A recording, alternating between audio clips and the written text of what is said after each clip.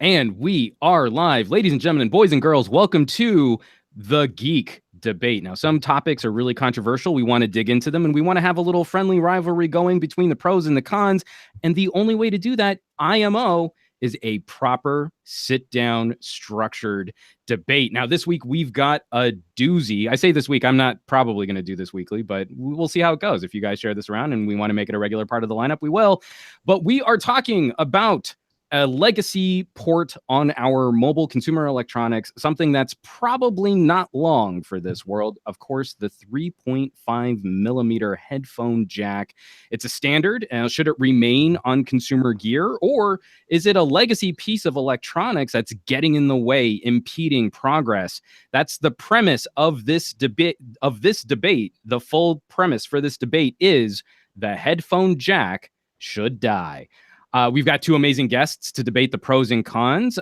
Supporting the premise from All About Android, we've got Mr. Ron Richards. Thank you so much for joining Geek Debate.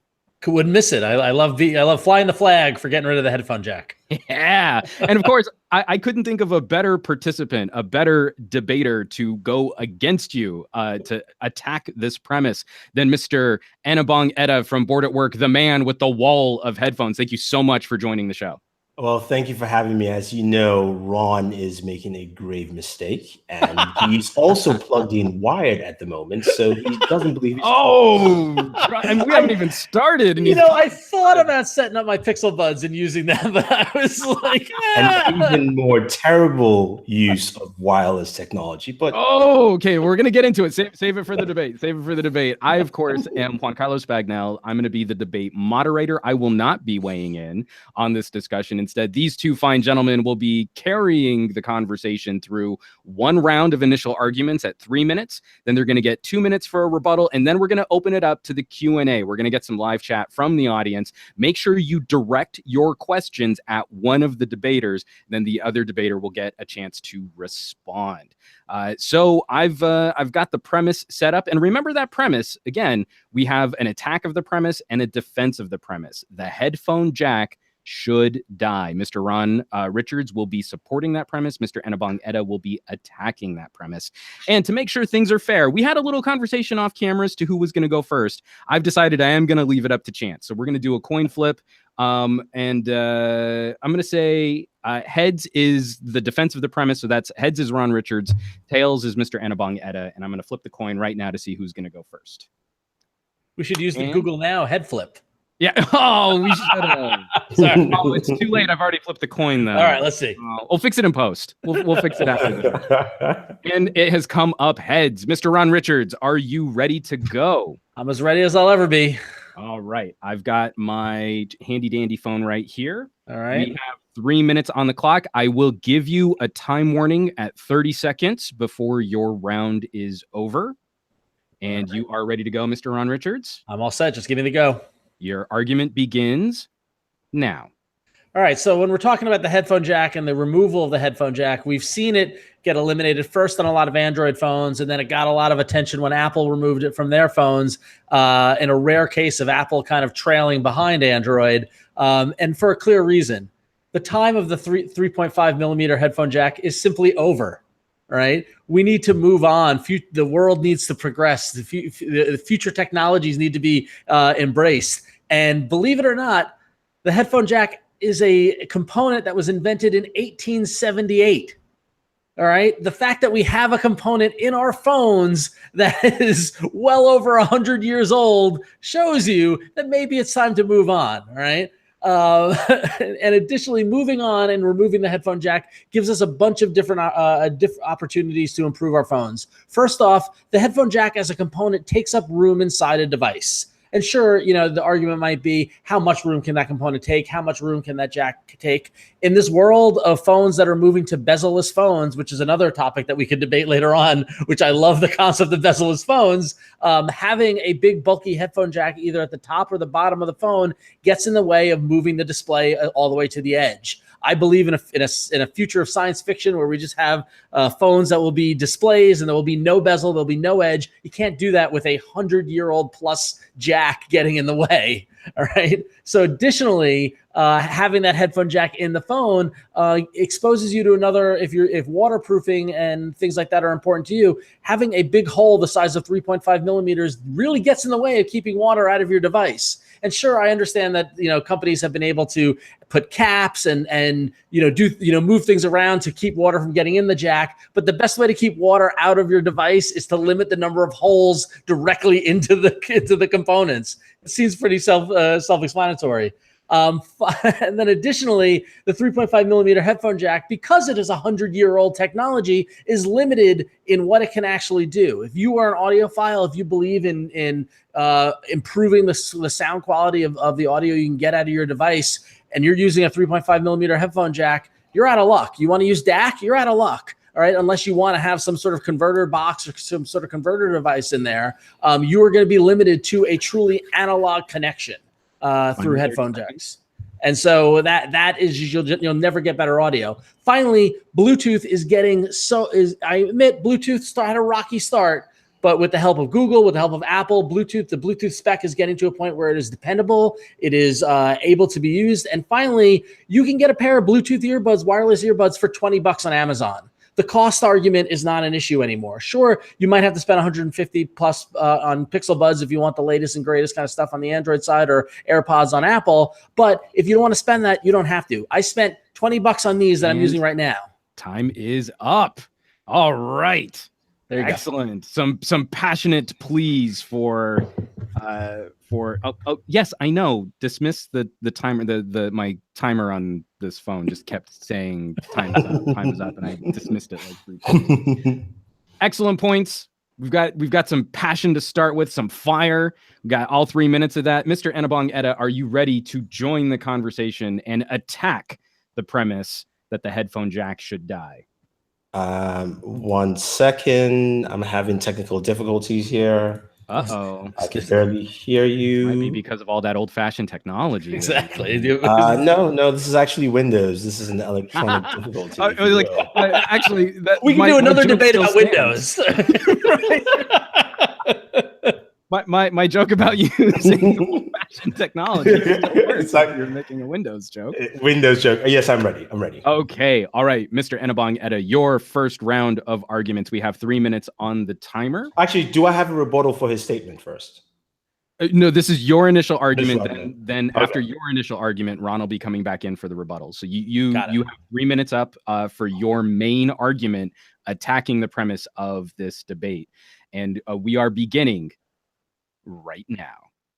So the premise of this debate says that the headphone jack needs to go. Now, one thing most people won't tell you is that removing the headphone jack takes away from quality. That's the first thing that you miss taking out the headphone jack, is because with sound is analog. So no matter what you've heard already, sound, no matter if it's digital, if it's wireless, if it's plugged in, when you listen to it, it's an analog operation. And the best way to get that is through the headphone jack. You have devices that have built-in headphone jacks that also have DACs built in to give you awesome sound, like the LG V30, the LG V20, and the LG V10. Those are the best sounding smartphones on the market. Now, we also have this argument talking about the fact that the headphone jack needs to go because it's moving the industry forward. It's going to give us something better. Well, they haven't produced anything better because Bluetooth 5.0 still doesn't even come close to reproducing what you get on analog sound. We also have limitations with Bluetooth 5.0. We have limitations with things like aptX, HD, and LDAC. Though they are nice, they do not still come close to the audio quality you're getting.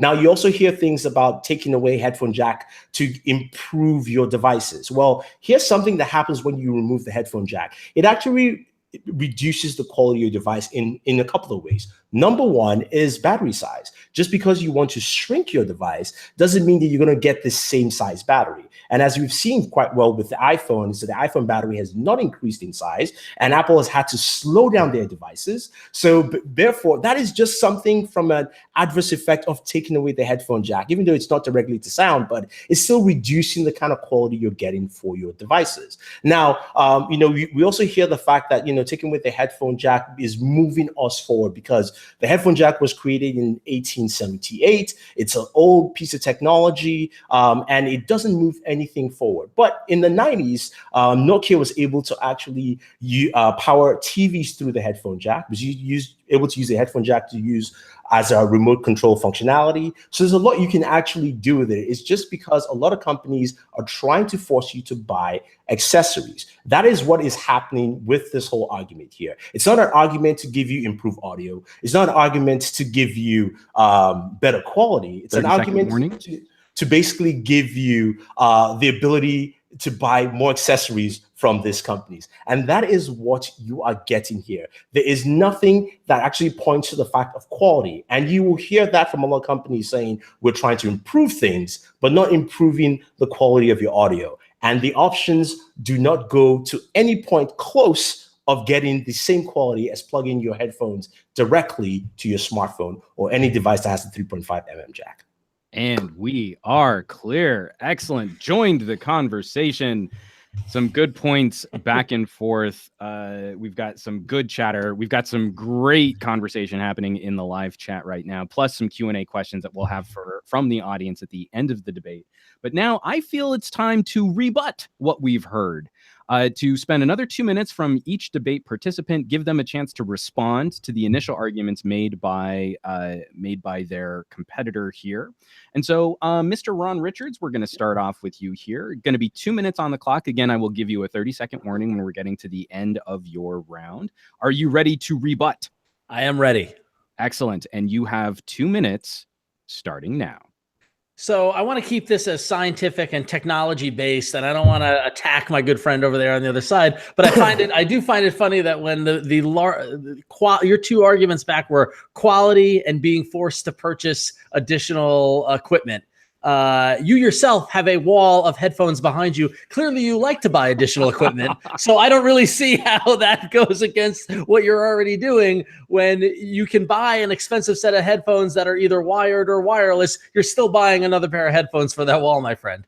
But as far as quality goes, I don't get me wrong. I agree with you. Analog audio is, it's something that we, as somebody who loves music and loves vinyl and all this sort of stuff, I pray to. It has its place in the world. But in the terms of micro devices, cell phones, smartphones that we're carrying with ourselves, we are looking to get things to be as small as possible. We need to embrace digital. Analog's time is great. Analog set the standard. Analog needs to go away and allow digital to advance. DAC is a digital to analog converter. I don't want a converter.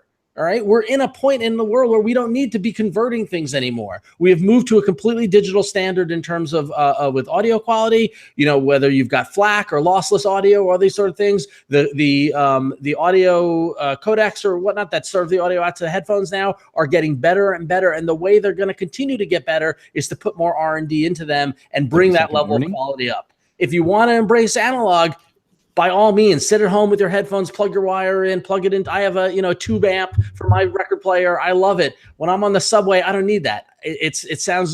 Audio is going to sound great, even wireless. I want to embrace the future with our wireless overlords and move on. So that I end my complaint there. My rebuttal. with 4 seconds to spare, and I thank you for being timely in your rebuttal. And I just hit dismiss. I don't know what's going on. The Galaxy Note 8 does not believe me when I tell it to stop measuring time. Okay, we've got the main rebuttal from Mr. Ron Richards. Mr. Anabong Etta, are you ready to rejoin the conversation with your 2-minute rebuttal? Oh, I am ready. Excellent. Let me actually put your face up on the video screen. We have 2 minutes for your rebuttal, attacking the premise, responding to Mr. Ron Richards' arguments, and you may begin right now. Now, before I begin, I want to thank Ron for actually proving my point with his rebuttal, because he stated a couple of things by saying that, yes, audio through analog is better. But going to Ron's initial argument, Ron stated that, one of the reasons for taking headphone jack out is for waterproofing. But one of the best waterproof devices, or two of the best ones, are the Galaxy S8, the Galaxy Note 8, the V30 from LG, and both of them have headphone ports. So I don't understand the mentality of thinking that we need to actually reduce the amount of ports when it is clearly possible to do so. Now, Ron also mentioned companies like Apple taking it out. He also mentioned a lot of Android manufacturers taking it out, but he forgot to mention a key point, which I stated earlier. I'm going to reiterate here again, is that none of these companies stated a good reason for that. Now, he's also mentioned that Bluetooth audio is getting better. And yes, I agree, it is getting better. Keyword, getting better. It is not better. Those are two different things. And that is why taking away the headphone jack reduces the kind of quality you're getting. He's also stated that he loves a tube amp. So if he loves the tube amp and he wants to now go away and take it from take away the headphone jack from his personal use, this is a conflicted individual who doesn't understand what he likes. And that's clearly the point here, because the headphone jack does provide a lot of benefits in terms of listening to music, warning. Enjoying music properly, and getting the best kind of audio quality. And in this case, though, I think a lot of people should just clearly understand that there is no clear advantage for taking the headphone jack off, because not a single company on the market has given us a single clear benefit. With 8 seconds to spare. And again, I thank you for being timely in structuring your debate rebuttal points. And I stopped the note before it alarmed me. That's my we'll do it live fun goof right now, is a timer app that doesn't work.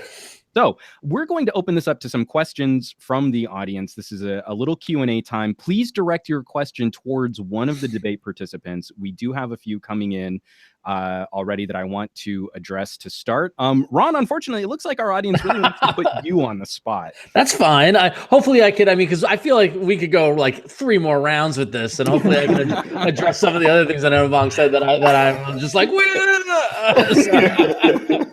So to start off, a lot of people have brought up issues of convenience, where we've even seen in the live chat people saying that they don't like tripping over wires or cables or having something connected to their device. Ron, this comes from Andrew Wallace, and he asks, for those traveling, how is having something else to charge more convenient than having headphones that will just work, aside from potentially lacking a cable or a dongle if they've already removed a 3.5 millimeter jack? I've heard this question before, and I think it's interesting because it's often asked by someone who doesn't own one of these headphones or these devices. So for point of reference, I use Android. I am on an Android phone. I'm on a Google Pixel, and I have my Google Pixel Buds that I purchased that I've been using on a daily basis. Since I've bought them, I've charged them. So I got them in mid-January, where we're mid-February. I've had to plug them in to charge the charger twice. Every time I take them out, I plug them in, I listen to them, I take them off, I put them back in here. They charge while in here. It has not negatively impacted my life yet. I've not been at a point where I'm like, the headphones aren't charged or whatever. As long as I'm putting them back in the case, which also helps from losing them, they stay charged. The amount of battery that it needs to charge these things is so little and so minute. It gives me, when I plug them in on the phone, it tells you the battery level. I've never seen it below 96%. So I get the concern that you don't want to be in a spot where your headphone batteries are dead and you can't listen to what it is. I've been field testing it for over a month now, and I've yet to run into that situation. So that's kind of my response to that. And Abang, is there something that you would like to reply to that? I think it all depends on the size of headphones you're using. For instance, with the Pixel Buds, I do agree, yes, they're smaller, and the battery usage is also, you could say, limited or smaller in terms of bursts. But if you're using bigger cans and you're doing longer trips, then you have to charge it, or you have to take a separate charger, especially nowadays that we all are using USB Type-C. Most wireless headphones are still using micro USB, so you still have to bring 2 sets of cables for that. So again, another impediment to listening to music quite well, because you have to do more work. Well, that it could be said. It could be said that you could minimize that work by buying the right connectors and having all that stuff. It's and all spending more money. I mean, the thing is that there's an infinite combination of devices, cables, and all this stuff when you settle on the one that's right for you. And if carrying multiple plugs and things like that is a problem for you, then don't get, make sure everything's USB-C. I mean, this is unfortunately, I feel like it's another debate, but USB-C, micro USB, the whole universal standard, all stuff like that, we're moving in the right direction. I'll stop talking. I'm sorry. I know we got more. No.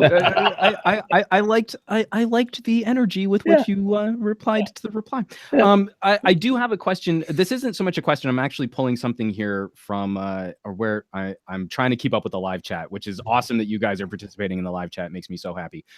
This is a point from I Am Prometheus, and I'm not actually going to ask his full question. It's something that I didn't even consider when I was doing my prep for this debate. And again, we're going to start off with you, Ron. Is there a concern with so many wireless devices in the market, so many different wireless standards between Bluetooth and Wi-Fi and all of the products that create our personal area network over wireless interference? I'm just going to say no. Maybe at some point, but I'm in New York City and I'm on the subway. I work in an office in Midtown, right? I'm probably in one of the densest populations in the world, right? I've never run into any sort of interference or any problem at all. So while hypothetically, is it a concern? Maybe. Practically, like the battery, not a concern because I haven't run into it.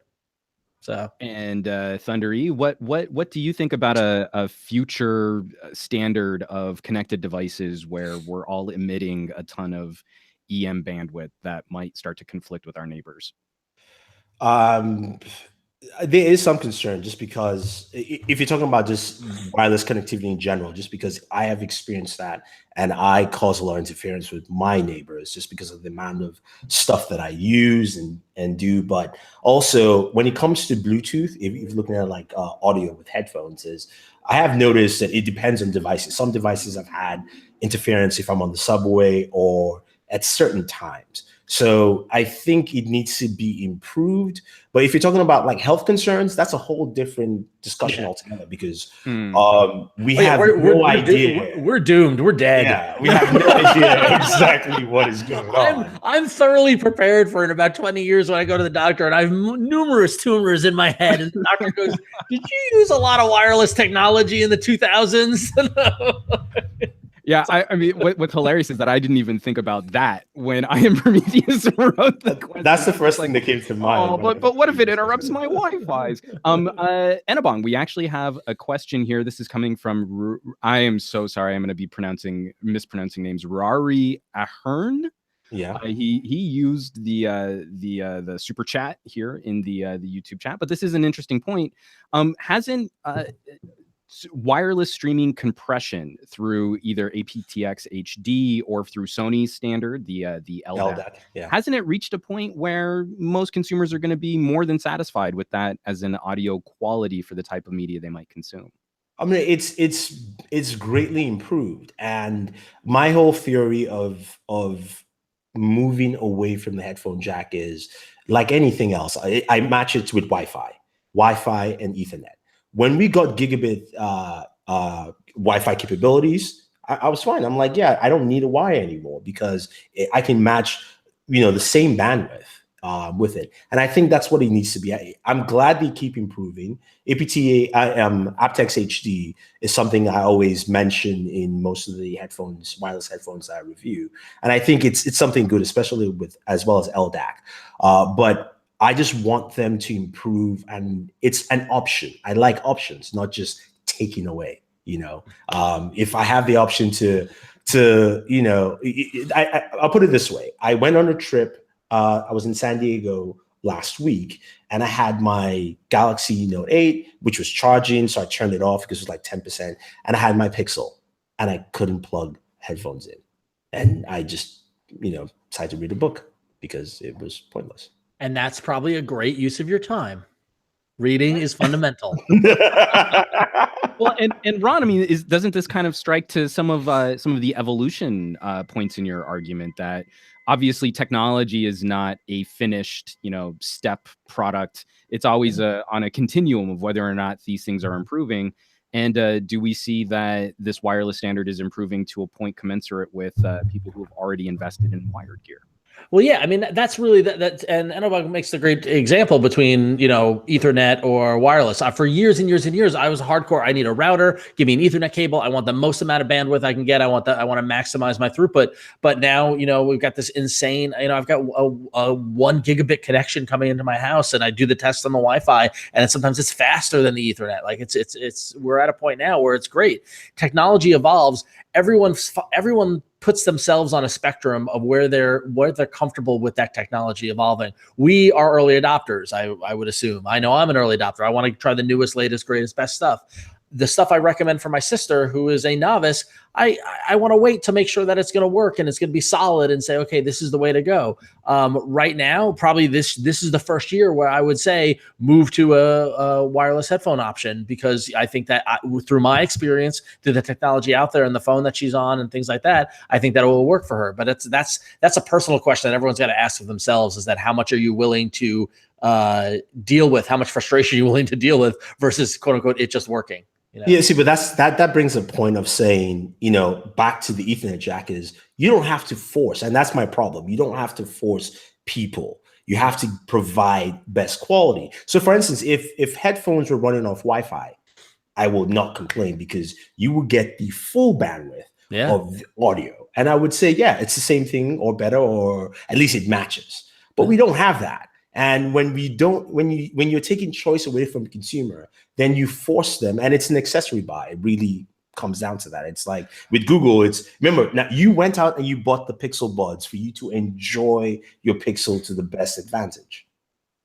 You had to spend more money. You have to spend more than the $799 for the Pixel, or Pixel XL, sorry. And you had to spend an extra $150. So that is an extra buy. You're forcing the consumer, because but that buy exists no matter what. I mean, it does not exist. But it does, though. To be fair, Anubhav, I guess I'm gonna, because I want to move on to the next question. But again, I really do feel Ron makes a good point with the fact that you do buy nice head. I mean, right. I mean, $599. No. Okay. If we take before we go, if we take ourselves away as the early adopters, everyone has a pair of headphones. So forget me and forget you, Ron, and forget you, Juan.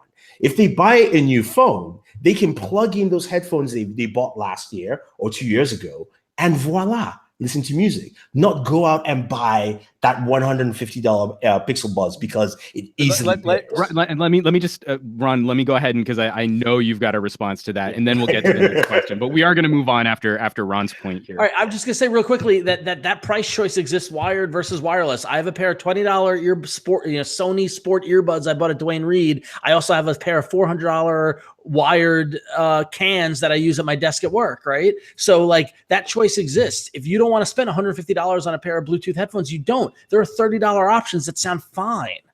So like that. No, I'm not talking about the price. I'm just talking about the fact that you still have to buy we're moving on to the next question. Okay. You always need to buy something. That's basically that's what I'm saying. So here we go. This is coming from Renato Laporte, and Ron, I'm going to throw this one to you first. Now, obviously, a number of your arguments have been built on Bluetooth as one of the ways to sort of usher in the headphone jackless move on mobile products, but we shouldn't discount the fact that there are probably people who, regardless of how good Bluetooth gets, are probably still going to want some kind of cabled option. For those people who are now having to live the dongle life, or are looking at some type of DAC amp combo that's built directly into a pair of headphones, what can we do to allay their fears in a world where so much of their data and charging is going through a single port? Are there concerns that this might cause their phones to burn out faster just because of their preferred method of listening? I don't know if I think it remains to be seen if it's going to cause phones to burn out faster. It's funny because I was just looking at my drawer here on my desk to see if I could find my USB-C to 3.5 millimeter audio converter that I used when I was on the Moto X2 Force. And that's the thing. It's like you can use the USB-C jack and a converter. You're plugging something in, no matter what. You're still plugging something in. And I know that the concern is that What if I want to charge and listen at the same time and all this sort of stuff? I've not looked into whether the fact that we have splitter, whether we've got splitters yet or this sort of stuff that allows you to do one or the other. There are going to be limitations. If you buy a phone without a headphone jack and you prefer the headphone jack 3.5 millimeter interface, you're going to run into some situation where there's a problem there. Again, it comes down to choice. Enabong, you talked about having, choice of what device to use or what what accessories to use and all this sort of stuff.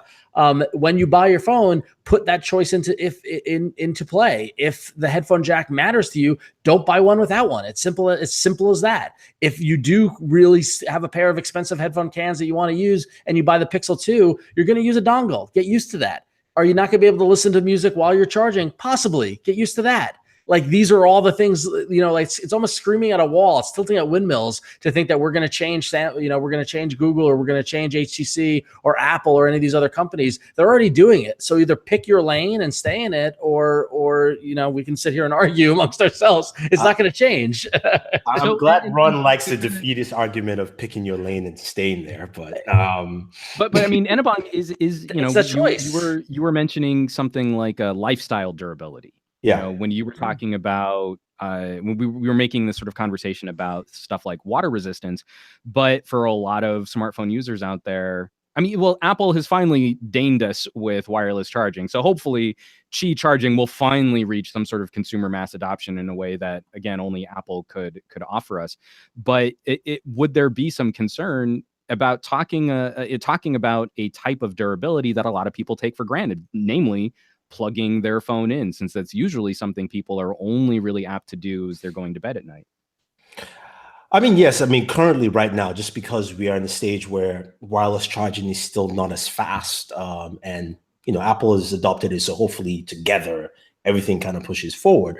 But I'm just going to merge the answer with a question I just saw here, which kind of ties to it as well, where Max says, is focusing on a single port worth sacrificing the advancements of wireless or USB power technologies like controlling your sound around you? That is, his question points to the fact of choice and sacrifice. You can do both. You can advance wireless technology and improve that while still having the headphone jack as almost like a failsafe to say, once you get to that point. My argument has always been, when you get to the point where it's good, call me up. I will quit. But it's not there yet, and that's the problem. It's just not. It's the same thing. It's the same thing as a laptop. The reason Apple took away the Ethernet port because Wi-Fi was fast enough, and we couldn't necessarily complain, other than us who go to events and say we need a port to plug it in. But for everyone else, it's like, okay, yes, it is as fast. That is my problem. My problem is that it's not the fact that advanced technology or USB Type-C or wireless audio wouldn't get better. It's the matter is that they're not there yet. So when you're not there yet, you're now forcing the consumer to do something that isn't necessarily advantageous for them at this current point in time. I would love for the three of us to get together and to blindfold each other and do the Pepsi challenge. I'm making it weird, but do the Pepsi challenge. Oh, I have done that. I'll give you an example of that. I've done that with Qualcomm. Yeah. Their codec, and they gave me, and I picked. I was like, "This is wireless, and this is plugged in." And they're like, "How the hell do you know?" I'm like, "I can hear sound differences like that." If you can do that, and if you, I was just gonna say, and it's funny because I've got 25 years of punk hardcore concerts that have blown my ears out, where I don't think I can tell, to be honest. I don't wear, I never wore earplugs when I was a teenager. I'm 40. I still don't wear earplugs. Right. And I've taken a hit on my ears. And so that's the kind of thing. Again, it goes back to that individual choice for somebody, for you, where that level of quality might be important. For me, I bet you blindfold me, you put a pair of cans that are either wireless or wired on my head. I cannot tell you the difference. And that does not make me any less of an audiophile. That does not make me any less of a music lover or any of that sort of stuff. It's just everyone has a different range of what they can pick up. And the quality of wireless has gotten to the point where I believe it's imperceptible to the average listener. With your ears. Well, so I'm gonna be nice. They stated it. Wait, real Juan. Before we move on, the one thing I wanted to say that I thought of is that the one thing that I have spent the most amount of money on over the past 20 years has been these crappy earbuds when one wire gets frayed or broken, or the connector, because I've wound it up so many times, one of the wires somewhere along there goes. Every 8 months or so, I'm getting a new pair of $20, crappy earbuds because the quality quits on me. Right. So amortize that over the years. That's probably the same amount as the pair of Pixel Buds, which have been fine so far. So that's actually a poor argument, because you could just spend money on buying good quality headphones and you wouldn't have that problem. I mean, good wireless. Like, if you want me to weigh in, I'm the guy who has 10-year-old Nobles and some Sennheiser HD 25s, which, again, your main point though is well taken, because I think if I had just been using low cost consumer gear for my professional products, I'd be replacing them very often, which is why I went out and bought. Well, because that becomes the question of use. I don't necessarily feel comfortable spending $400 on a pair of earbuds that I'm taking on the subway every day and getting on planes and stuff like that. I want a pair of lower quality kind of beaters that can take, that can take the strenuous, kind of use of travel versus in a contained environment in a home studio. So yeah, and so I mean, your point is very well taken there, because these I got to go on set. Right. So they would go in their own little flight case, and they're super durable. They're super rugged, but they're going for a purpose. I'm not wearing them around as my daily drivers. I do want to wrap up with one more question. This is coming from the super chat, Joel GJ. And I'm going to start this off with you, Ron, especially because so much of our conversation is focused on wireless as a solution for getting rid of the 3.5 millimeter headphone jack. What are some of our concerns for things like security? We've noticed some conversation in the realm of Bluetooth tracking, where even though they're not getting directly into your device, agencies are able to sort of keep tabs on citizenry or watch people through movements by setting up these little Bluetooth nodes that track individual phones. Very similar to what Google got pinned for using Wi-Fi for Google Maps. Do we think that by making this move now, before the sort of security side of the industry has sort of addressed this problem, or are we maybe putting the cart before the horse? No, because, and again, I'm going to take a hit for this. I understand it, but you go out, you cross the street, you might get hit by a car. You go out, you open up a device to a wireless spectrum or anything like that. There's always a chance that there's going to be a security flaw. We are, as humans, we are unable to make something completely 100% foolproof. Any sort of platform or any sort of device that we're on there, someone maliciously is going to look for a way to hack it and to crack it and to be able to get into it and stuff like that. And it's dependent on the manufacturers to be able to respond to that and put out updates and put out fixes. We ran into this with Android, with Stage Fright and all this sort of stuff. You guys tell me, in the however many years that we've been tracking this technology, let's say 20, have we discovered a completely 100% secure platform that is totally safe to use, that's never been broken? We haven't. So I prefer to live my life a little risky, and I'm going to go out there and I'm going to use it, and maybe somebody's going to hack into it. Maybe there's going to be a security flaw, but honestly, the odds I think are more in my favor than against my favor. So. Well, and Abong, we've been talking about sort of consumer choice, and at what stage does the gadget and accessories manufacturing industry have a responsibility to maybe disclose certain aspects of behavior that might be compromising the use of these kinds of accessories? I think they should on a regular basis, but just going to actually support what Ron said. I think in terms of like wireless audio, I know on the hardware manufacturing side, they are hardware protections. The problem I face with that is literally software, and mainly Google. I know Apple has a closed system, so it's a little bit harder. Google doesn't know what it wants to do with audio in general. So when they fix that, I might be a little happier.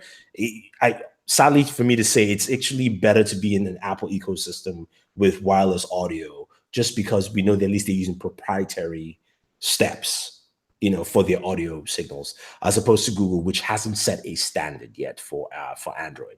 But I think companies should states if there are practices or there's certain things that people do that may make them more susceptible to attacks. Because he just shows, as a company, shows that you're paying attention and you're looking out for your consumer. And for us, he makes sure that, and again, it makes the companies look better just down the line, and we will feel more secure. But, I mean, Ron is right. I mean, there's nothing. I think the only perfect system would be a system that you'd never be able to use or consume content on. It's a disconnected system that and that is wired. Yeah, I mean, the solution there is to never go onto the network, to never go onto the internet, and to keep every cable plugged in. And I mean, the safest way is if you can carry your vinyl with you.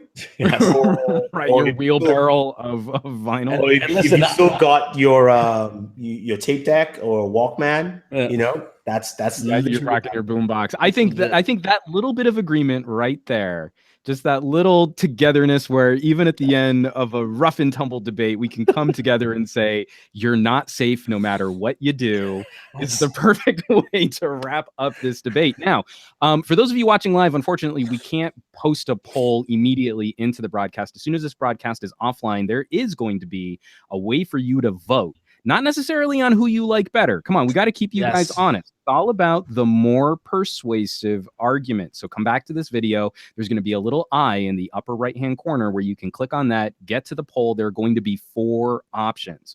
This is all to help track not only who won the debate, but who was more persuasive. So you're going to see 4 options if you agreed with the premise that the headphone jack should die.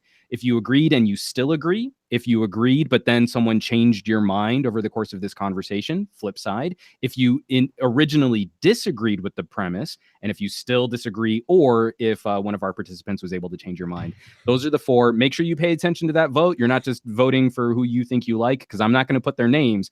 It's going to be agree, still agree, agreed, disagree, disagree, still disagree, disagreed, now agree. And that's how we're going to track. I'm going to be doing a video on this channel in about a week just to recap the vote, also share some of my own thoughts and see who was the most persuasive in this debate topic. The 3.5 millimeter headphone jack should die. And it's interesting because I think we're not doing any closing comments or anything like that, but I think, Eobong, I don't want to speak for you, but I feel like the key tenet of your argument was quality, right? Yeah. Right. And for me, the key tenet of my argument is advancing technology.